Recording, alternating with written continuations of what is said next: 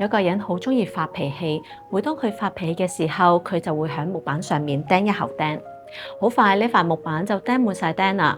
後嚟呢個人佢學識咗管理情緒，漸漸發脾氣嘅次數都減少咗好多。於是佢爸爸就話，如果佢能夠忍住唔發脾氣，就可以每日掹走一粒釘。日子一日一日咁樣過去，終於木板上面所有嘅釘都掹走晒啦。但係木板上留咗好多嘅釘痕。就正如我哋發脾氣嘅時候所講嘅說話，就好似一口口釘一樣，傷害別人嘅心。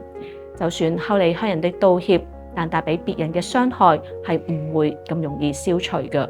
正如雅各書1章19到20節咁樣講，你們各人要快快嘅聽，慢慢嘅講，慢慢嘅動怒，因為人嘅怒氣並不成就上帝義。